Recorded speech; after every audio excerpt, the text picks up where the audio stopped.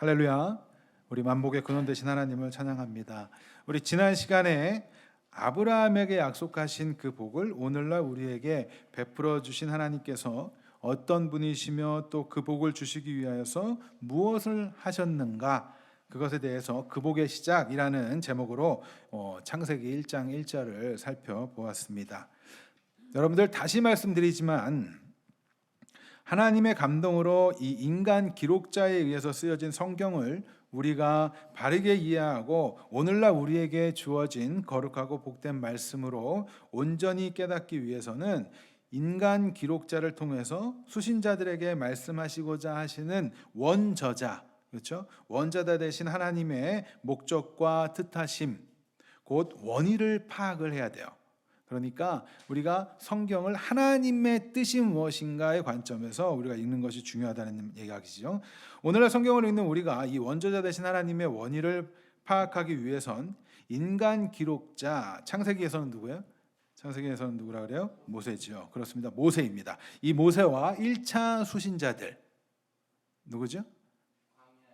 출애굽한 이스라엘 백성들, 그들의 상황과 형편, 배경 등을 이해하고 살피는 것이 매우 유익하고 중요한 부분이에요. 물론 성령 하나님의 은혜 가운데 우리는 이 말씀을 읽어야겠죠. 만약 이러한 내용들과 무관하게 성경을 대하고 해석하고 적용하려고 한다면 성경을 곡해하기도 하고 하나님의 의도, 목적하신 바와는 전혀 다르게 우리 자신의 삶에 적용함으로써 여러 측면에서 문제를 유발하게 됩니다. 따라서 우리는 이러한 배경도 공부하고 또 이해하고 있어야 스스로 성경을 읽을 때에도 다른 길로 가지 않을 수 있는 그 안정장치가 되는 거예요. 그러니까 여러분들이 이러한 사실, 이런 것까지 알아야 돼, 그냥 이렇게 생각할지 모르겠지만 여러분들 분명히 이러한 부분들을 알고 계시고 여러분들이 가지고 계셔야 돼요. 자, 그래서 지난 시간에 인간 기록자인 모세와 출애굽한 이스라엘 민족의 상황을 좀 우리가 살펴보았죠. 기억하십니까? 하나님의 은혜로 애굽에서 종살이하던 이스라엘 민족이 애굽으로부터 건짐을 받았어요. 곧 구원을 받았음에도 불구하고 여전히 세상을 대표하는 그 애굽을 그 애굽 사람들의 문화, 풍습, 관습, 종교적 행위들, 그러한 것들을 그리워하고 쫓아 행하고자 하는 이스라엘 민족, 하나님을 제대로 알지 못했던 그들에게 자신들을 출애굽시키신, 곧 구원하신 하나님께서 어떤 분이신지에 대해서 설명하고 알게 하기 위해서 선포하는 거죠. 하나님을 선포할 목적으로 이 창세기가 기록되어 있다는 점을 우리는 살펴봤어요. 기억하시죠? 우리 그러니까 이 상황을 정확히 좀 이해하고 있을 필요가 있어요. 하나님이 왜 이 말씀을 지금 이들에게 하고 계신가? 다시 말하면 하나님의 언약의 백성으로 구별되었음에도 불구하고 그런 사실을 제대로 알지 못하고 있던 이스라엘 백성을 향해서 세상에서 종노릇하고 살아가던 너희를 구원하신 분, 너희가 예배하고 너희가 찬양하고 너희가 섬겨야 할 존재, 너희에게 복을 주시는 분은 너희가 너희를 위하여 만든 그 세상의 우상이 아니라 찬양과 경배 받으시기에 합당하신 창조주 하나님, 곧 삼위일체 하나님이시며 그 하나님으로 인하여서 구원받고 구별된 자들이라는 사실을 알게 하시기 위해서 하나님의 나라를 선포하시고 하나님의 나라를 완성해 가시는 하나님의 놀라운 구속 계획을 시작하는 책이 바로 창세기입니다. 그렇다고 한다면 창세기를 대하는 오늘날 우리들은 창세기를 어떻게 우리를 향하신 하나님의 말씀으로 받아들여야 하는 것일까요? 어떠한 방법을 통해서? 맞습니다. 바로 1차 수신자에 드린 그 이스라엘 민족을 향하신 하나님의 뜻하심을 알고 원의를 파악하는 거죠. 그 안에서 이제 그걸 가지고 우리에게 적용을 하는 거예요. 따라서 우리는 창세기를 읽으면서 어떠한 과학적 증명, 지질학적 증명, 고고학 이런 그러한 증명들을 하는 수단으로 창세기를 삼거나 또 마치 모든 것이 기록되어 있는 백과사전처럼 창세기를 읽으면 그것은 창세기를 바르게 대하는 것이 아니죠. 우리는 그 점을 기억해야 돼요. 이러한 부분들을 우리가 인정하고 있다 보면 여러 가지 우리가 그동안 궁금해했던 부분들도 해결이 되죠. 하나님의 관심이 그게 아니구나. 지금 성경을 통해서 하나님께서 인간 저자 모세를 통해서 그에게 이렇게 기록하게 하신 이유는 하나님의 관심이 과학적 창조의 어떠한 방법을 증명하기 위해서, 물론 그런 정보들이 담겨도 있지만 그것을 목적하시고 그거를 설명해 주려고 하는 것이 아니구나 라는 관점에서 이해를 하고 시작하면 우리는 성경을 보다 쉽게 이해할 수 있겠죠. 그래서 이 존 칼빈은 창조 기록에 관해서 천문학이나 고도의 기술을 배우려고 해서는 안 된다, 이런 이야기를 했죠. 다시 말하면 창세기는 과학서적이 아니라는 거예요. 그럼에도 불구하고 그 복을 시작하신 하나님께서 창조하셨다는 사실에 대해서 혹시라도 의심을 갖고 계시는 분들이 이 설교를 지금 들으시고 성경을 보신다면 하나님의 은혜가 임하여서 이 사실이 믿어지길 간절히 소망합니다. 히브리서 11장 3절 상반절에 이렇게 이야기하죠. 히브리서 11장 3절 상반절입니다.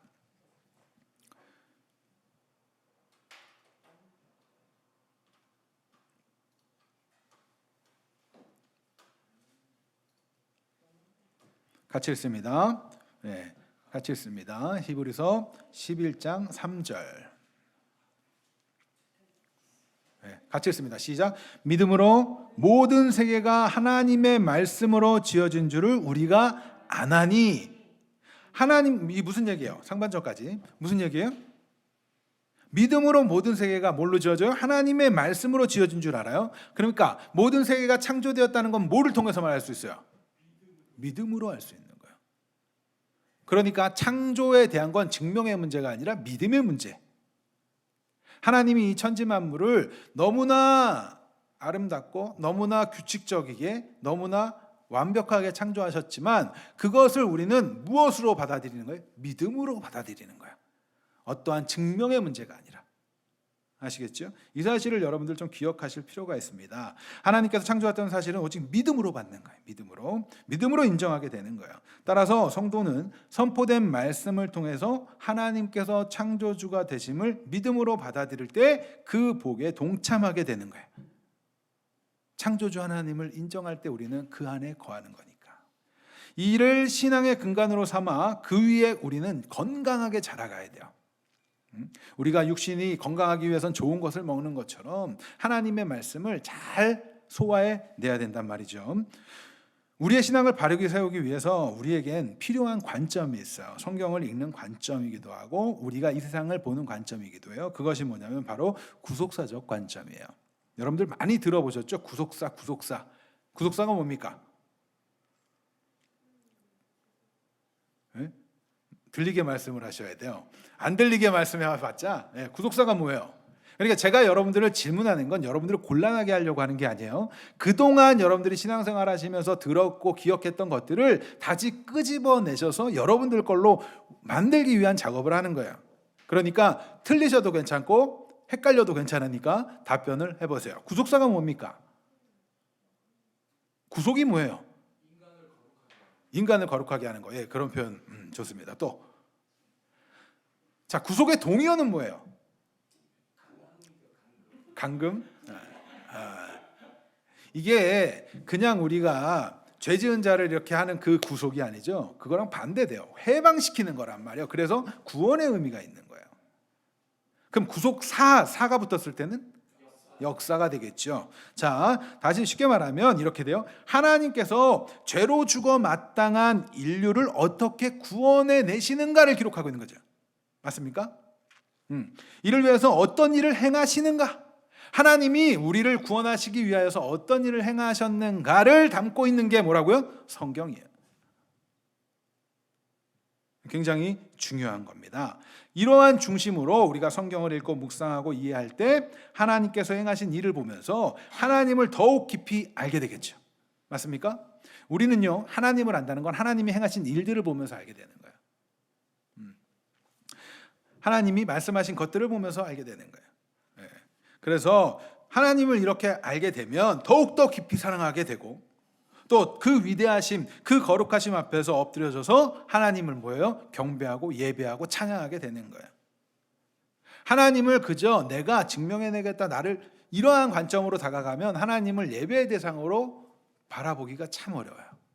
그러나 우리가 하나님이 이렇게 우리를 구원하시기 위해서 이 모든 역사를 이끌고 가시고 이 모든 역사의 그 중요한 부분을 하나님의 특별 계신 성경을 통해서 오늘날 우리에게 말씀하시고 계시는구나 라는 관점에서 성경을 읽기 시작을 하면 여러분들은 그 안에서 여러분들을 구원하신 하나님을 만나게 되는 것이고 하나님과 깊이 교제하게 되는 것이고 깊이 사랑하게 되는 것이고 더욱더 하나님을 예배하는 예배자가 되는 거예요. 하나님께서 누구를 찾아요? 예배자를 찾아요. 하나님 예배자를 찾으십니다. 하나님을 예배하는 예배자를 찾으시는데 우리가 온전히 예배자로 여러분들 천국에 가서 뭐 합니까? 천국에 가서 뭐 할 거예요? 천국에 가면 계시록에 보면 예배예요. 가장 주된 일은 예배입니다. 네. 그러나 거기서는 이러한 설교의 부분이 빠지겠죠. 하나님과 깊이 즐거워하고 하나님과 깊이 교제 가운데 주 안에 사랑하는 이들의 교제 가운데 사랑을 이야기할 것이고 하나님의 위대함을 찬양할 것이고 그래서 여러분들은 이 자리에서 훈련하시는 거예요. 예배를 하면 여러분들에게 짐입니까? 아니면 어쩔 수 없이 해야 되는 그 어떠함이에요? 아니면 기쁨이 뭔가 사모가 되는 그러한 자리입니까? 좀 솔직해지세요. 네? 설레임? 네, 좋습니다. 설레임. 예전에 제가 교회 음악 공부하고 막 이런 거 할 때 예배, 찬양과 경배 이런 것들을 배우면서 예배가 무엇인가라는 거에 대해서 한 줄로 정리해보는 그런 시간이 있었어요. 우리 김동주 선사님은 뭐라고 생각했습니까? 예배가 뭡니까? 네.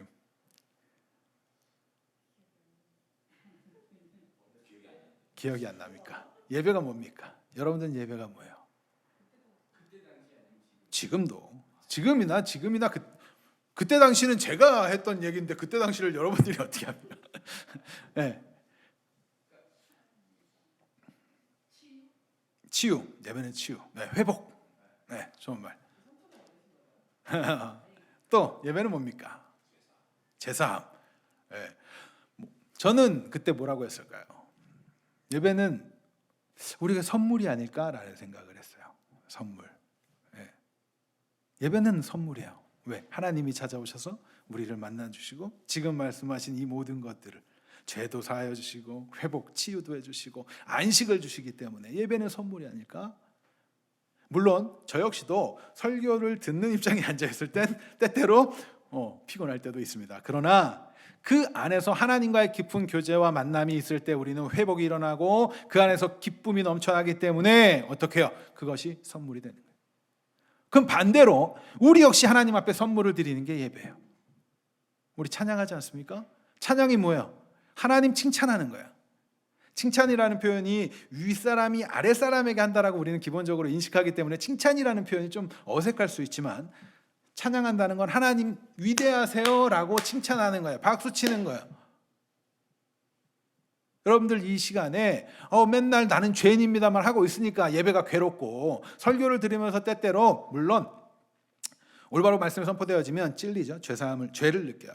근데 그 안에 그 죄로 느낌으로 끝나요? 아니에요. 그럼에도 불구하고 사랑하시는 예수 그리스도를 만나게 되고 그 안에서 회복이 일어나고 안식이 일어나고 평안이 느껴지는 거예요. 그 안에서 기쁨이 느껴지는 거예요. 그런데 매일 거기까지 못 가고 매일 죄 가운데만 있다가 아이고 이러다 보니 또 어떤 강단에서는 뭐 세상 이야기만 많이 하다가 물론 세상 이야기 할 수 있어요. 정치 이야기 할 수 있어요. 왜? 그 안에서 그럼에도 불구하고 우리 신앙인은 어떻게 해야 됩니다를 이야기할 때 어떤 정치색 누구 좌파 우파 이런 개념이 아니라 그 안에서 그럼에도 불구하고 우리 신앙인은 어떻게 살아야 됩니까? 라는 이야기할 때 할 수 있겠죠. 예를 들어서 세상은 이렇습니다라고 이야기하면서 우리는 달라야 합니다 말할 때 할 수 있겠죠. 그러나 우리는 궁극적으로 하나님과의 만남을 가지고 하나님을 칭찬하며 하나님께 선물을 드리는 시간이 예배예요. 저는 그렇게 생각해요. 그러면 이러한 개념들을 정리하고 있다면 예배가 단순히 아이고 힘들어, 아유 지겨워 이런 시간일까요? 그렇지 않겠죠. 여러분들 하나님께 선물 드리러 나오신 거예요. 또 하나님 앞에 선물을 받으러 나오신 거예요. 이 시간이 예배입니다. 이렇게 기억을 하시는 거예요. 구속사적 관점을 가지고 있으면 우리는 이렇게 하나하나를 다르게 볼 수 있어요.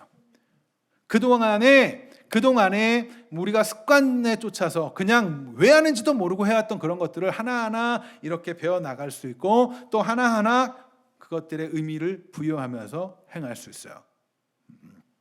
이런 관점에서 하나님께서 궁극적으로 우리에게 베푸실 구원, 곧 복을 누리도록 하시기 위하여 처음 행하신 일이 무엇이에요? 처음으로 행하신 일. 우리에게 복을 주시기 위해 시작하신 그 일이 뭐였어요? 바로 창조였어요. 그렇죠? 우리 지난 시간에 처음으로 그 복을 시작하시는 것은 그때에, 물론 하나님께서는 태초에라는 시간, 그 태초는 언제라고 그랬죠? 시간이 시작하는 그때죠. 시간이 시작한다는 건 물질이 존재하기 때부터예요. 그러니까 창조가 되어지는 그 시점, 그때부터가 태초, 창세기 1장 1절의 태초인데, 그러면 태초 이전에, 시간이 있기 이전에, 물질이 있기 이전에는 깜깜했어요. 그때를 영원이라고 하죠. 그러니까 이 시간의 개념, 이거는 이렇게 존재가 시작되었을 때부터의 인간 이 물질 세계가 시작되었을 때부터이고, 그리고 그 물질 세계가 존재하기 이전, 그때는 언제요? 영원이에요. 그 영원은 시간의 개념을 뛰어넘어요. 이거 제가 예전에 한번 설명을 했던 것 같기도 한데, 그림을 칠판 사용할 때, 영원이에요. 그러면 태초, 지금 창세기 1장 1절의 태초 이전에는 무엇이 존재해요? 어떤 존재만 있어요? 삼위일체 하나님만 존재해요. 삼위일체 하나님이 하나님의 계획 속에서 이 일을 계획하셨겠죠. 맞습니까? 그리고 그 일을 시작하셨단 말이에요. 그것이 창조로부터 시작하는 거예요. 그러니까 우리가 복을 받는 거, 하나님 안에 거하는 복, 제가 말하는 복은 그저 세상에서 잘 먹고 잘 사는 그런 복 아니라는 건 여러분들 너무나 이제 잘 아실 거예요. 그 예수 그리스도 안에 거하는 그 복을 우리에게 주시기로 시작하신 건 영원 전에 그 계획이 창조로부터 시작이 되어져 가는 거예요. 여러분들을 향한 그 하나님의 복 주시겠다는 계획이, 하나님이 여러분들을 구속하시겠다는 그 계획이, 영원 전부터 세워졌던 그 계획이 태초의 창조부터 시작되어 간다고. 얼마나 놀라운 일입니까? 여러분들을 향한 하나님의 그 계획이 너무나 놀랍지 않아요? 거기에 실패도 없이 실수도 없이 하나님은 이 일을 계속 이끌고 오셨다는 사실이 놀랍지 않습니까? 여러분들이, 많은 사람들이 신비 그러면 어떤 현상들이 일어난 일만 생각을 해요. 그런데 가장 큰 신비가 뭐예요? 하나님의 창조 아니에요? 네. 우리가 제일 신비롭죠. 네. 하나님의 창조물들을 보세요. 얼마나 규칙적이고, 우리는 그것들을 알면 뭐 할 수 있어요? 하나님 예배할 수 있는 거예요. 찬양할 수 있는 거, 엎드러질 수밖에 없는 거예요. 그런 얘기들 많이 하시더라고요. 나이아가라 폭포나 이런 데를 딱 보면 그 앞에서 숙연해짐을 느낀다고. 너무나 위대하고 웅장한 그 자연의 모습들을 보면 경이로움을 느껴서 그 앞에서 굉장히 작아짐을 느낀다고 하더라고요. 하나님의 솜씨가. 왜 그런 마음 느껴요? 안 믿는 사람에게는 어떠한 절대자, 막연한 절대자이겠지만 우리에게는 창조주 하나님을, 삼일체 하나님을 창조주로 믿는 우리들에게는 어때요? 그 하나님의 솜씨에 엎드려질 수밖에 없는 거예요. 바로 이 신비가 하나님의 창조예요.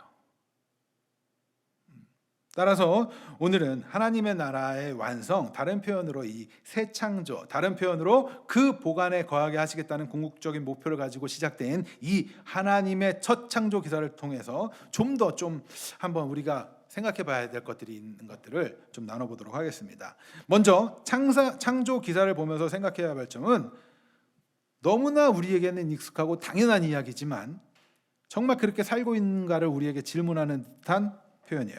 하나님께서 세상 만물의 주인이시다라는 거예요. 창조주라는 말에 있죠. 주인이시다.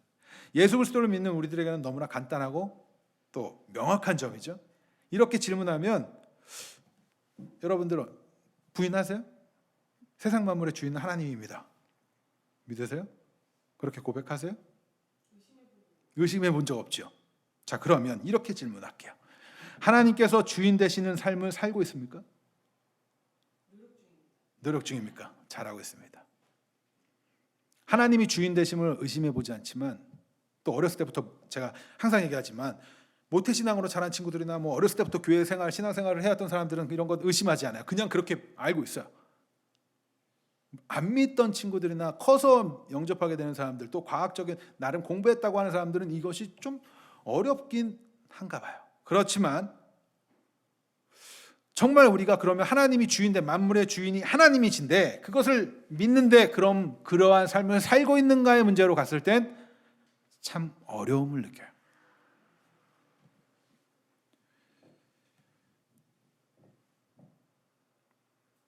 좀 답하기가 나름의 좀 이렇게 찔림도 좀 있고 그렇지 않습니까? 자, 당시에 이스라엘 민족에게 하나님은 어떤 존재였지요? 또 오늘날 하나님을 알지 못하는 이들에게는 어떤 존재, 하나님은 어떤 존재일까요? 모세는 하나님을 제대로 알지 못하고 있는 그들을 향해서 하나님께서 말씀으로 창조하신 첫 창조 기사를 구속사적으로 기록하면서 6일 동안 일하시고 7일째 안식하셨다라고 기록해요. 그러한 사실을 통해서 창조주가 바로 하나님이시다라는 것을 선포하죠. 그렇죠?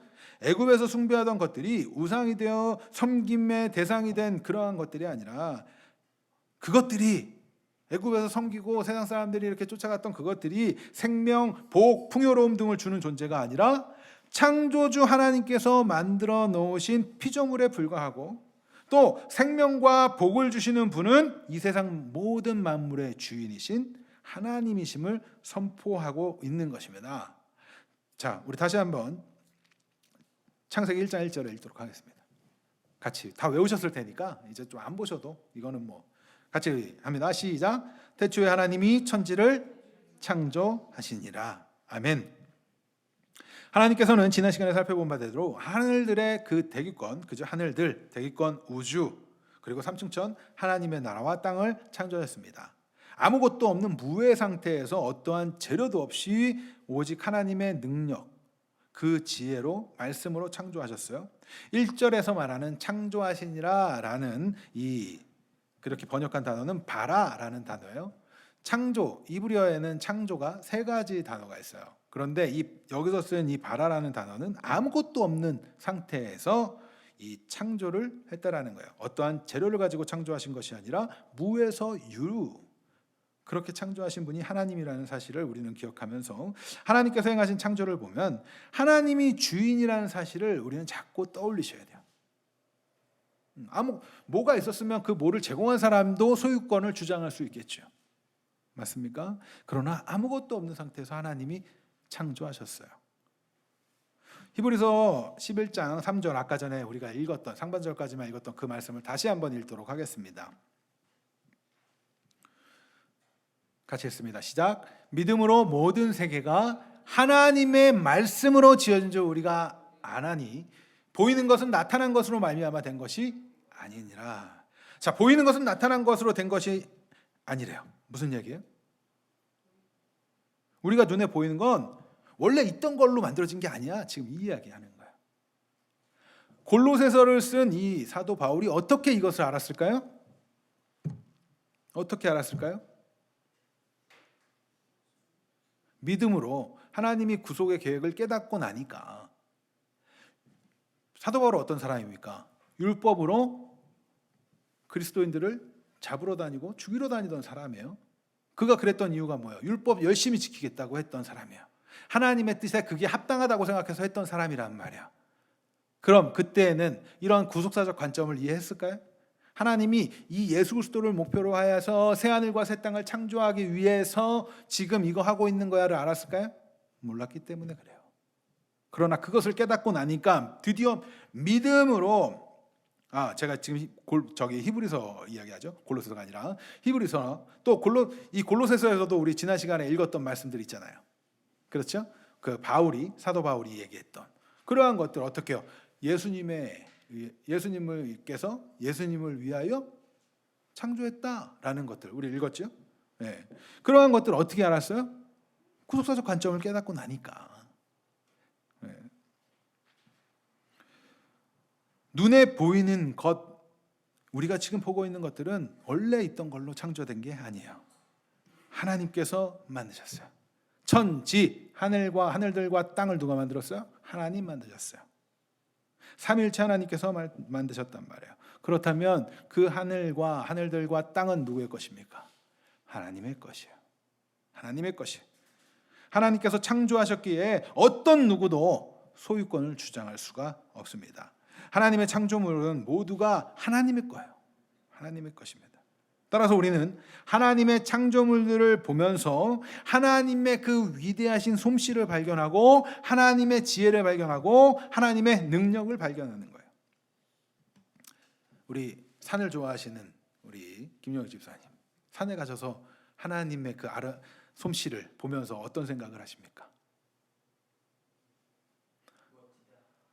네, 하나님을 찬양합니까? 야호를 외치고 내려오십니까?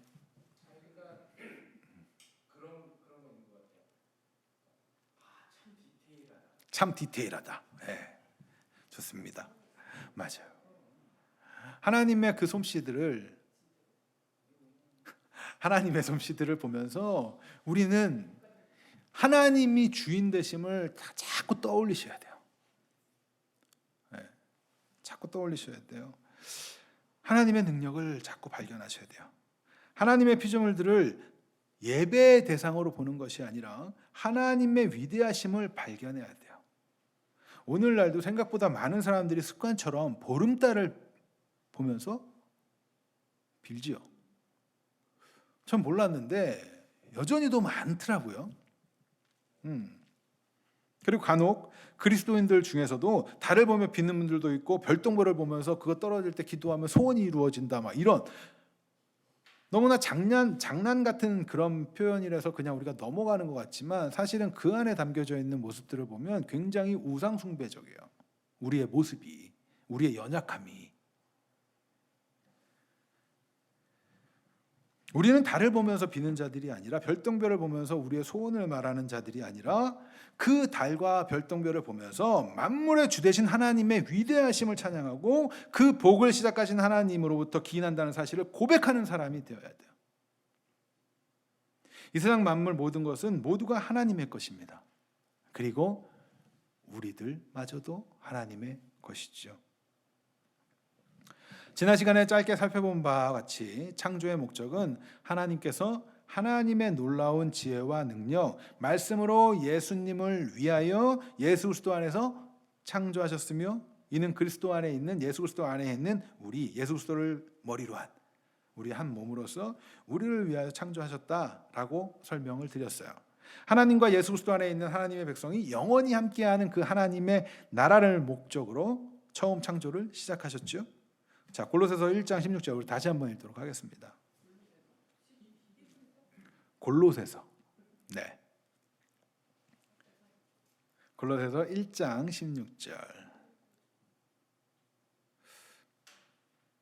참 너무나 감사한 게 창세기의 그러한 것들을 이렇게 신약에서 설명해 놓고 그거를 오늘날 우리가 이해할 수 있다는 것 자체가 너무 신비롭지 않습니까?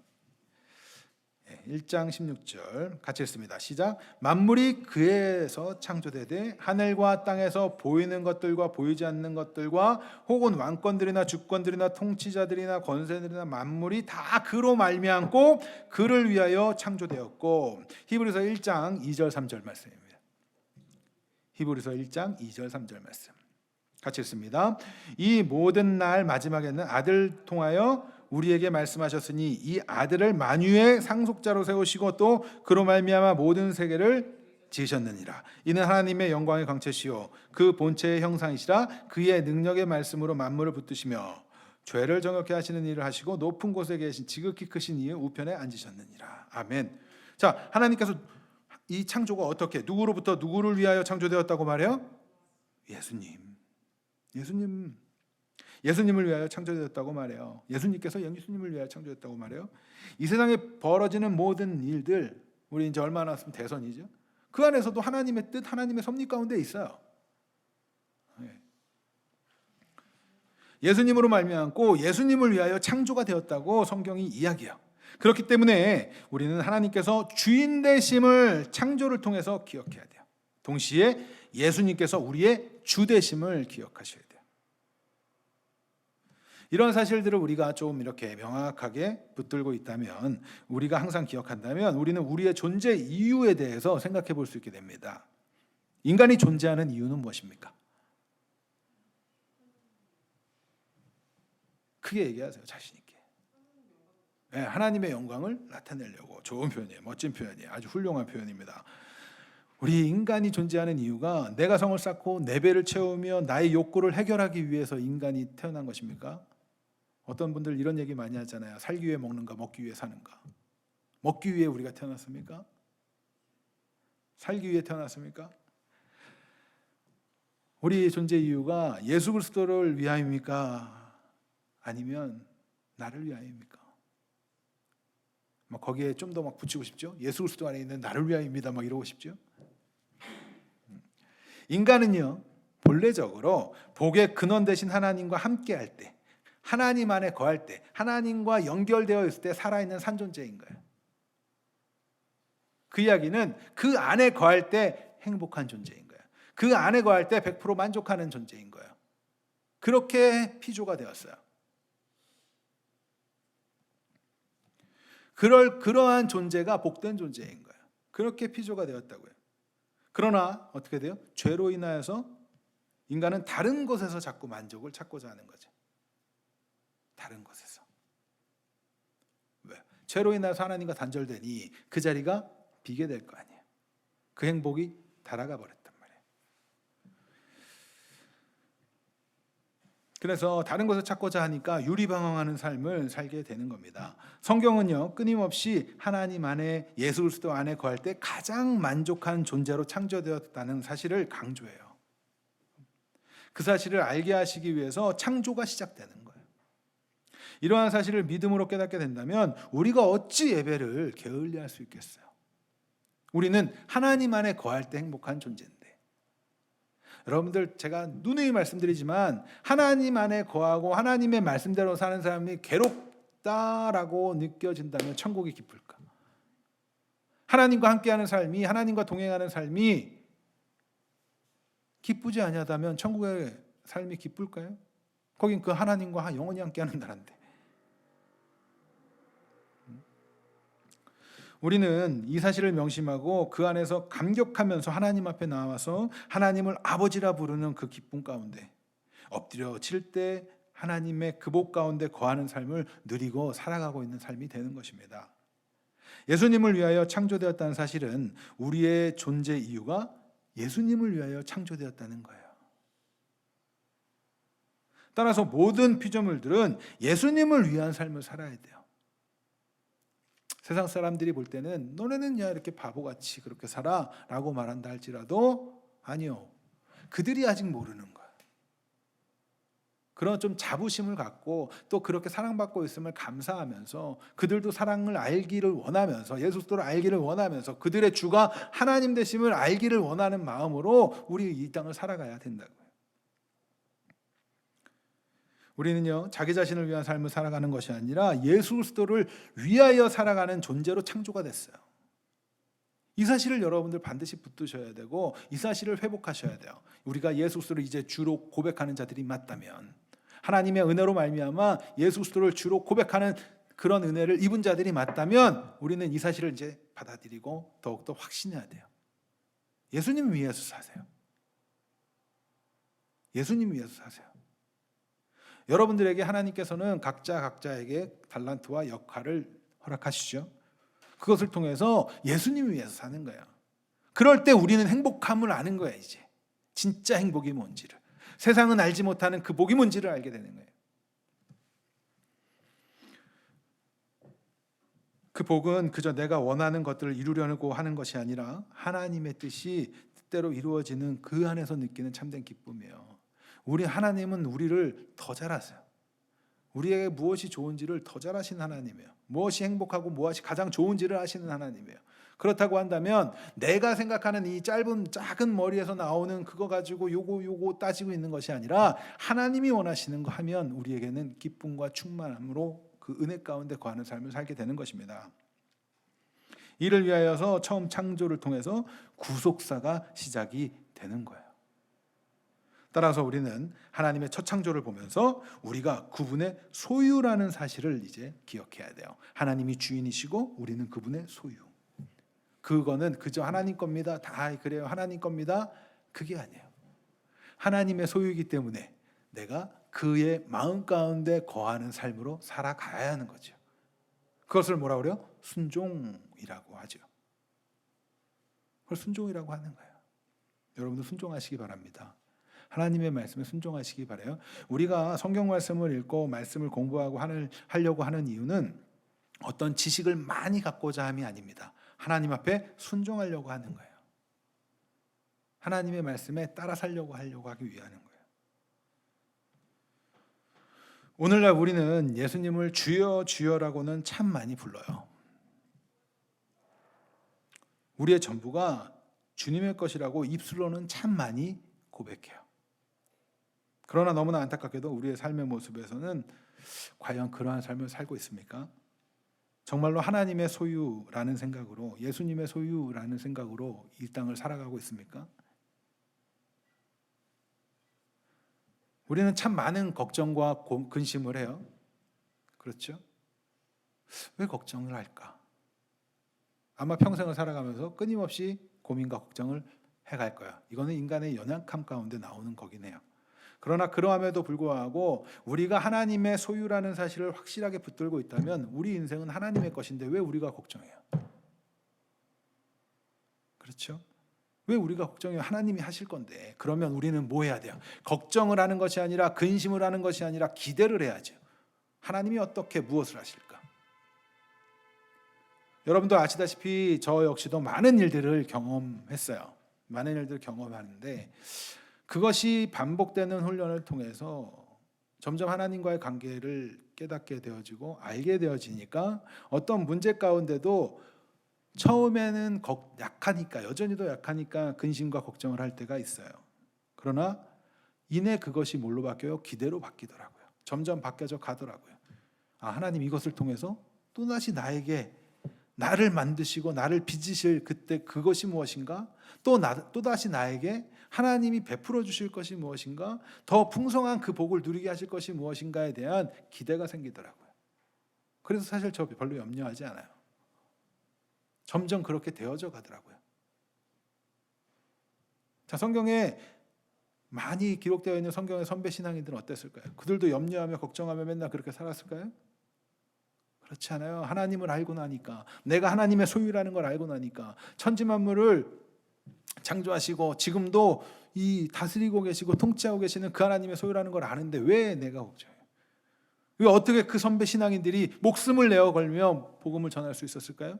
예수 그리스도를 부인하지 않고 어떻게 자신을 내어놓을 수 있었을까요? 걱정하지 않으니까. 두려워하지 않을 수 있는 거예요. 왜? 내가 하나님의 소유인데. 여러분들은 옆집 일에 자꾸 참견하고 걱정하시죠? 합니까? 안 하죠? 네. 안 하는 게 맞는 거잖아요. 그건 되게 오지랖이고. 근데 왜 우리를 자꾸 걱정하냐고. 하나님 건데, 우리가 하나님 거라면. 하나님이 여러분들보다, 우리들보다 지혜가 없어서 여러분들을 이 어떤 어려운 문제 가운데 던지실까요? 하나님의 뜻하심과 계획이 없기에 우리는 천지창조를 보면서 뭘 알아? 하나님의 계획은 이렇게 위대하고 광활하고 크구나를 아는데 우리는 너무 교만합니다. 때때로 우리가 걱정하고 근심하는 건 우리의 교만에서 나오는 거예요.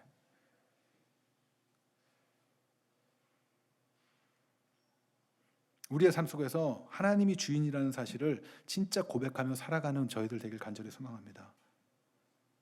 조금이라도 걱정되고 염려가 될 때 눈에 보이는 자연을 보면서도, 나무를 보면서, 물을 보면서도, 하늘을 보면서도 이 천지 만물을 창조하신 그 하나님이 나의 주라는 사실을 여러분들 떠올리실 수 있길 바라요. 다윗의 한번 삶을 생각해 보세요. 목동으로서의 그 삶, 괴로웠던 그 굴곡진 삶. 어떤 면에서 저는 욥보다도 다윗이 더 괴로운 일들을 당했다고 생각을 하거든요. 근데 그가 목동이었을 시절에 하늘을 보면서 뭐 했어요? 하나님 찬양하지요. 어떻게 찬양할 수 있었을까요? 하늘을 바라보며 어떻게 찬양할 수 있었을까요? 아, 저거를 만드신 하나님이 나의 주는 나의 목자시구나. 양을 치면서 자연 만물들을 보면서 그에게만, 다윗에게만 특별한 하나님이어서 그만 느낄 수 있는 것일까요? 하나님은 누구에게도 동일하세요. 그렇다면 그 하나님이 오늘도 우리에게 그렇게 역사하고 계신단 말이죠. 그렇다라고 한다면 우리는 어떻게 해야 돼요? 하나님 일은 하나님 하실 거예요. 그럼 하나님이 우리에게 맡기신 그 일을 그냥 우리는 최선을 다해서 하면 돼요.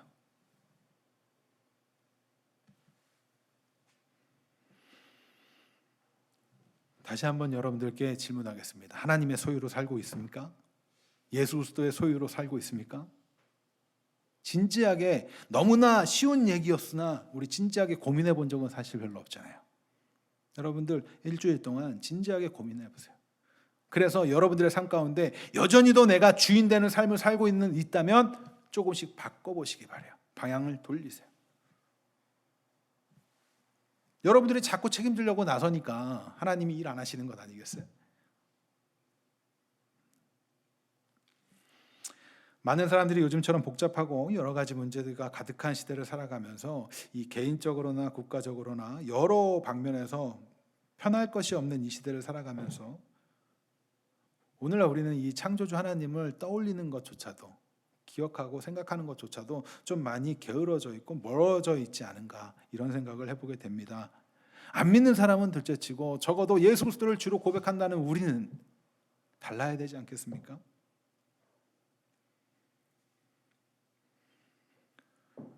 우리는 그분의 소유라는 사실을 참 많이 망각하고 살아가는 것 같아요. 말씀을 들을 때, 기도할 때는 주라고 고백하고 교회 와서는 주라고 고백하는데 우리의 정작 삶 속에서는, 삶의 현장에서는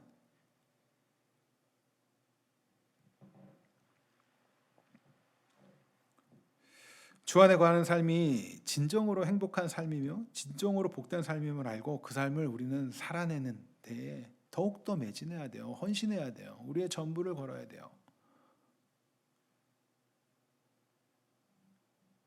우리가 정말 목숨을 걸고 해야 되는 일은 바로 그 일입니다.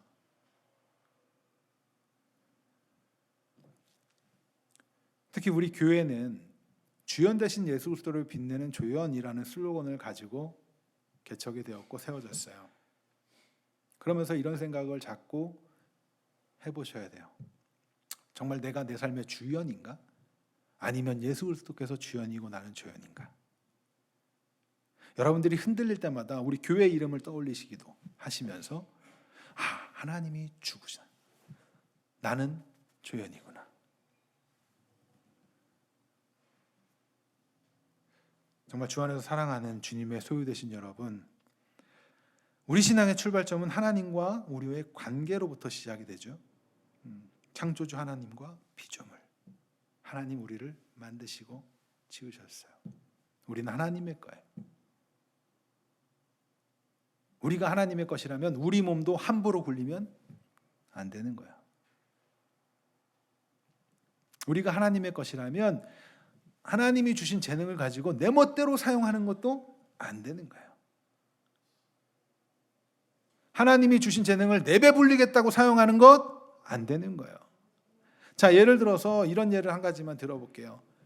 자, 우리 기타가 있어요. 악기가 있습니다. 김동주 선생님의 기타예요. 김동주 선생님이 저한테 빌려줬어요. 그러면 이거 잘 고장내지 말고 사용해 주세요 라고 빌려줬어요. 근데 제가 막 그거 갖고 막 이렇게 헤비메탈을 한다고 막 부수고 막 이러면 됩니까? 안 됩니까? 됩니까? 안 됩니까? 안 되는 거예요. 여러분들의 모습에 그런 모습 없어요? 하나님이 여러분들에게 맡겼는데 여러분들 그렇게 살고 있지 않아요? 인간의 자유의지에 대해서 잠깐만 이야기하자면, 하나님이 우리에게 요거 요렇게 사용해 라고 했을 때 그거대로 하는 범주 안에서 자유롭게 사용하는 거예요. 기타는 기타를 치라고, 연주를 하라고 있는 거예요. 저걸 때려 부수라고 있는 게 아니라. 그러면 어떻게 해야 돼요? 우리는 그걸 자유롭게 그 안에서 기쁘며 사용하는 거예요. 자유의지예요. 정말 그런 삶을 살고 있으십니까? 여러분들 한 주간 동안 우리가 신앙생활하는 평생 이 땅을 살아가는 모든 순간에 이 사실을 항상 기억하세요. 너무나 감사하지 않아요? 그냥 하늘만 봐도 생각할 수 있잖아요. 기억할 수 있잖아요. 우리가 숨을 쉬면서는 어때요? 생각할 수 있잖아요. 눈에 보이지 않는 것. 그렇다고 없는 것 아닌데 하나님 창조하신 거잖아요. 우리는 그렇게 하나님의 그 풍성함을 느낄 때 비로소 진정한 평안과 안식을 누리는 거고 복된 삶을 사는 것입니다. 여러분들 그 삶을 느끼길 간절히 소망해요. 이러한 사실들을 더욱더 누리기 위해서는 우리는 말씀을 잘 배워야 돼요. 자, 오늘은 복 있는 자의 삶을 노래한 시편 1절, 시편 1편 우리 예전에 배웠어요. 이것을 같이 읽고 기도하도록 하겠습니다. 시편 1편입니다. 같이 천천히 읽도록 하겠습니다. 같이 읽습니다. 복 있는 사람은 악인의 길을 따르지 아니하며 죄인들의 길에 서지 아니하며 오만한 자들의 자리에 앉지 아니하고 오직 여호와의 율법을 즐거워하여 그의 율법을 주야로 묵상하는도다. 그는 시냇가에 심은 나무가 철을 따라 열매를 맺으며 그 잎사귀가 마르지 아니한 같으니 그가 하는 모든 일이 다 형통하리로다. 악인들은 그렇지 않으며 오직 바람에 나는 겨와 같도다. 그러므로 악인들은 심판을 견디지 못하며 죄인들이 의인의 심판에 들지 못하리로다. 무릇 의인들의 길은 여호와께서 인정하시나 악인들의 길은 망하리로다. 아멘. 여러분들 복 있는 자의 삶은 말씀 가운데 거하는 자의 삶입니다. 말씀을 통해서 보면 이 천지 만물 창조하신 것들 자체를 보면서 또 내 옆 사람을 보면서 하나님이 세운 하나님이 지은 하나님의 피조물이구나 알게 되면 그에게 뭐 해야 돼요? 하나님의 성품을 드러내는 거예요. 그거 하나님 기뻐하시니까. 하나님이 허락하신 일이 뭐예요? 하나님을 사랑하고 이웃을 사랑하라는 거 아니에요? 옆 사람 보면서 사랑하려고 애쓰시는 거. 하나님의 성품을 닮아가는 거. 하나님의 성품을 드러내는 거. 그 삶을 살아낼 수 있기를 간절히 소망합니다.